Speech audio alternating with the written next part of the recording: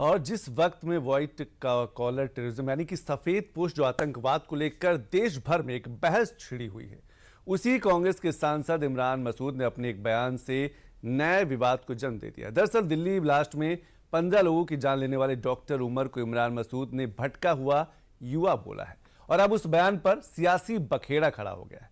BJP की तरफ से कांग्रेस पर जुबानी हमले शुरू हो गए हैं। क्या बयानबाजी हो रही, उस पर एक रिपोर्ट देख लेते हैं। सियासत में सुर्खियों में बने रहना एक नेता की मजबूरी हो सकती है, उसके कई तरीके हो सकते हैं, लेकिन कांग्रेस सांसद इमरान मसूद हमेशा वही तरीका ढूंढते हैं जिससे नया विवाद शुरू हो जाता है। शायद सुर्खियों में बने रहने का उनका यही सही तरीका है। कांग्रेस सांसद ने इस बार दिल्ली ब्लास्ट में 15 लोगों की जान लेने वाले डॉक्टर उमर के लिए कुछ ऐसा ही बयान दे दिया। खुदकुशी किसी भी सूरत में इस्लाम में काबिले कबूल नहीं है, हराम है। आप मासूम लोगों को मार रहे हो, ये इस्लाम नहीं सिखाता। ये भटके हुए लोग हैं और इनमें इस्लाम की तस्वीर पेश नहीं होती, न ही ये इस्लाम का रास्ता है। सियासत में सुर्खियों में बने रहने के 100 तरीके हो सकते हैं, लेकिन इमरान मसूद ने ऐसे बयान का सहारा लिया।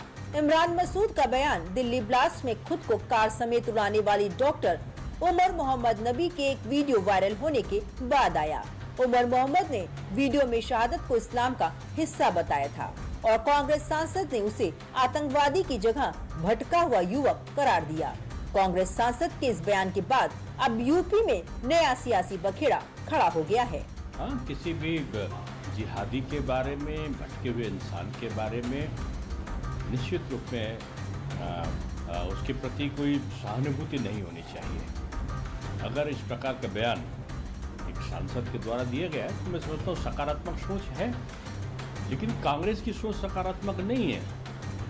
आतंकवादी करने वाले जघन्य अपराधी इमरान मसूद के मन में आतंकवादी के लिए करुणा उत्पन्न हो रही है और इसीलिए वो उसके लिए शेल्टर तलाश रहे, भटका हुआ नौजवान बता रहे। सच बात यह है कि इंडिया अलायंस का ये घोषित एजेंडा है।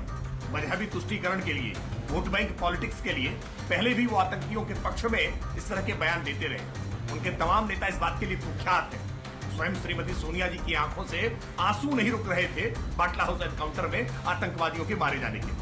और इमरान मसूद जिस पार्टी में पहले रहे, समाजवादी पार्टी, वो तो आतंकवादियों को कोर्ट से छुड़ाने की पक्षधर रही है। आतंकियों के पक्ष में इस तरह की बैटिंग करना ये कोई नई बात नहीं है। ये इंडिया अलायंस को शर्मा नहीं चाहिए कि वो जानबूझकर के घोषित एजेंडे के तहत भारत का विरोध करने वालों के भी पक्ष में खड़ी हो जाती है। इमरान मसूद अक्सर अपने बयानों को लेकर सुर्खियों में रहते हैं, लेकिन इस बार उनका बयान सिर्फ सियासी मर्यादाओं के खिलाफ नहीं था, बल्कि देश हित की भावनाओं के खिलाफ भी था।